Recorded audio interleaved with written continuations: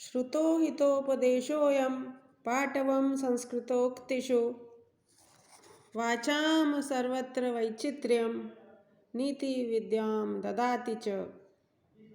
प्रस्तुत श्लोक हितोपदेश नामक ग्रंथ से गृहीत है। इस ग्रंथ के रचयिता नारायण पंडित हैं। जैसा कि नाम से विदित हो रहा है, हितोपदेश यह ग्रंथ हितकर उपदेश देने वाला ग्रंथ है। इसमें भलाई का उपदेश दिया गया है। लोक के हित का उपदेश दिया गया है। हितोपदेश में 4 परिच्छेद हैं: मित्र लाभ, सुहृद भेद, विग्रह एवं संधि। बीए प्रथम वर्ष के पाठ्यक्रम में इसका केवल मित्र लाभ नामक परिच्छेद विद्यमान है। हितोपदेश में लेखक ने शिक्षाप्रद कथाओं के माध्यम से नीति शास्त्र, राजनीति एवं अन्य सामाजिक नियमों की शिक्षा दी है। हितोपदेश के 4 परिच्छेदों में नीति के 4 उपायों साम, दान, दंड, भेद का वर्णन किया गया है।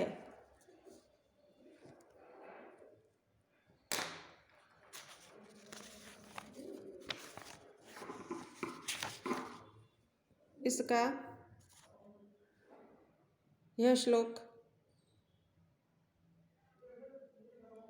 श्रुतो हितोपदेशोऽयं पाटवं संस्कृतोक्तिषु वाचां सर्वत्र वैचित्र्यं नीति विद्यां ददाति च।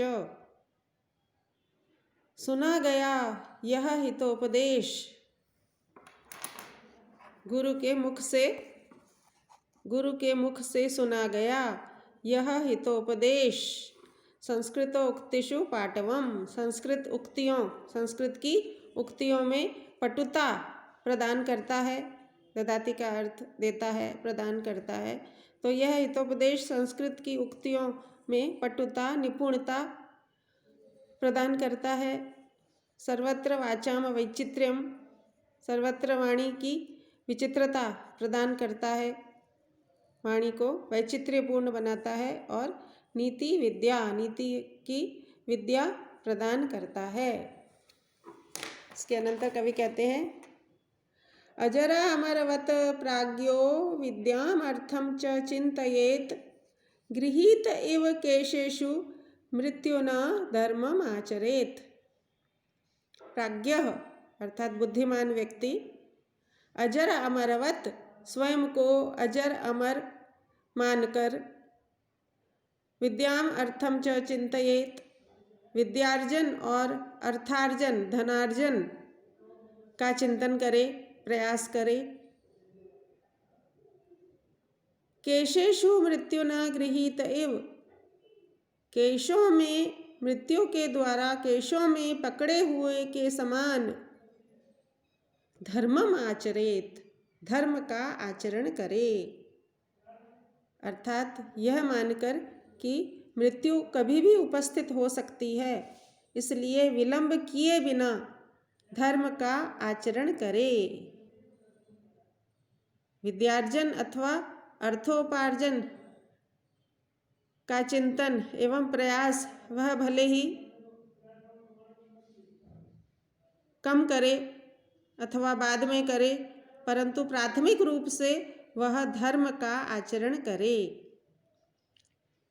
पुरुषार्थ चतुष्टय में भी धर्म का परिगणन प्रथम किया गया है। धर्म, अर्थ, काम, मोक्ष, इनमें धर्म का कथन सर्वप्रथम है।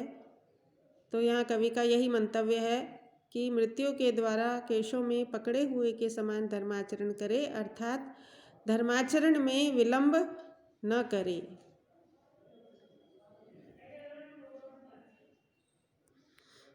यद्यपि मनुस्मृति में स्वाध्याय को ही विद्यार्थी का प्रथम धर्म कहा गया है, तो इस अनुसार मनुस्मृति में जो धर्म कहे गए हैं, विद्यार्थी के धर्म कहे गए हैं, उसके विषय में ही यहाँ कहा गया है कि विद्यार्थी स्वाध्याय करे, वही उसका प्रथम धर्म है।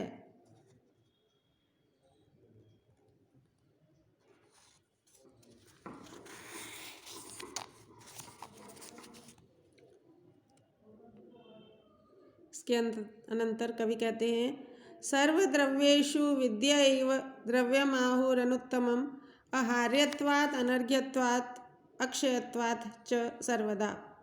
यहाँ कवि ने विद्या की प्रशंसा की है। सभी द्रव्यों में विद्या ही अनुत्तम द्रव्य कहा गया है, अनुत्तम पदार्थ कहा गया है। अनुत्तम का अर्थ सर्वाधिक उत्तम, अनुत्तम का अर्थ न उत्तमम यस्मात् तत्, अर्थात जिससे अन्य कुछ भी उत्तम नहीं है, यही सर्वाधिक उत्तम है।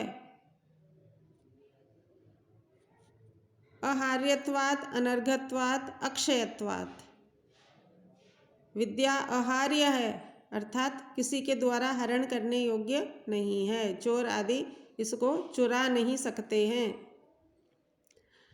अनर्घत्वात्, यह अनर्घ है अर्थात अमूल्य है, इसका मूल्य नहीं आंका जा सकता है।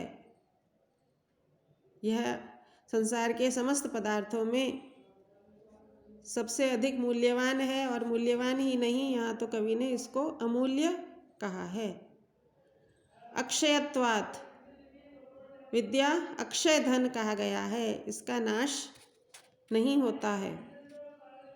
हृदयस्थ अथवा बुद्धिस्थ ज्ञान का नाश कभी भी नहीं हो सकता है। संसार के अन्य पदार्थों का नाश हो सकता है, परंतु मन बुद्धि में व्याप्त विद्या का नाश कभी भी नहीं हो सकता है। ग्रंथों का नाश हो सकता है, परंतु ग्रंथ का जो ज्ञान बुद्धिस्थ कर लिया गया है, बुद्धिगम्य हो गया है, उसका नाश नहीं होता है। इसके अनंतर श्लोक संख्या 5 में कहते हैं, विद्या ददाति विनयम विनयाद याति पात्रताम पात्रत्वात् धनम आपनोति धनात् धर्मः ततः सुखम। विद्या विनय प्रदान करता है, विनय ही विद्या की पहचान है। कोई व्यक्ति विनयी है तो यह उसकी विद्यावान होने को सूचित करता है। यदि व्यक्ति विनयी नहीं है तो उसकी विद्या व्यर्थ मानी गई है। विनयाद याति पात्रताम, विनय से पात्रता को प्राप्त होता है, व्यक्ति सुपात्र बनता है। पात्रता से धन को प्राप्त करता है, धन अर्जन करने योग्य बन जाता है। धन से धर्माचरण कर सकता है और धर्माचरण से सुख की प्राप्ति होती है। इसके अनंतर श्लोक संख्या 7 में कहते हैं, त्रिधा शस्त्रम च शास्त्रम च विद्या।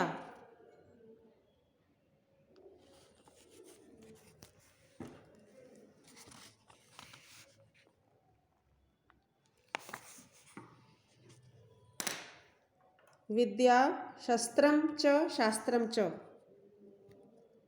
द्वे विद्ये प्रतिपत्तये। शस्त्र विद्या और शास्त्र विद्या, ये दो विद्याएं प्रतिपत्ति के लिए हैं, ग्रहण करने योग्य हैं।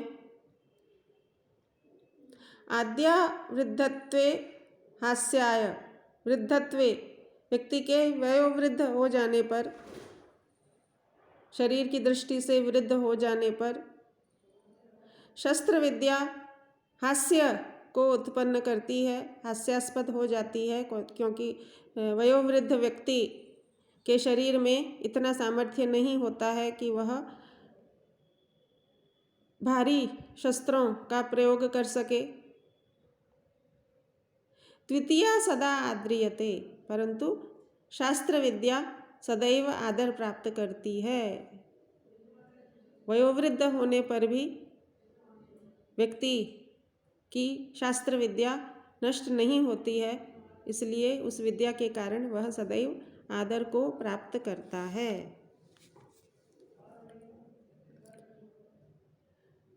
यन्नवे भाजने लग्नः संस्कारो नान्यथा भवेत् कथाच्छलेन बालानां नीतिस्तदिह कथ्यते। नवे भाजने लग्नः संस्कारः, नवीन पात्र में, नवीन मिट्टी के पात्र में लगा हुआ संस्कार चिन्ह। नवीन मिट्टी के पात्र में, जब मिट्टी का पात्र कच्चा ही होता है तब उसमें लगा हुआ चिन्ह अन्यथा न भवेत, मिटाया नहीं जा सकता है। पात्र के पक्व हो जाने पर, पक जाने पर वह चिन्ह यथावत विद्यमान रहता है, उसको मिटाया नहीं जा सकता है। इसलिए कवि कहते हैं कथा छलेन, कथा के बहाने से, कथा के माध्यम से बालकों को इस पुस्तक में नीति का ज्ञान कहा जा रहा है, दिया जा रहा है। बाल्यावस्था में ही कथाओं के माध्यम से यदि बालकों को नीतिगत ज्ञान प्रदान कर दिया जाए तो वह नीतिगत ज्ञान जीवन पर्यंत उनके व्यक्तित्व में विद्यमान रहता है। इसके अनंतर कहते हैं मित्रलाभः सुहृद्भेदो विग्रह संधिरेव च पंचतंत्रात् तथा अन्यस्मात् ग्रंथात् आकृष्य लिख्यते।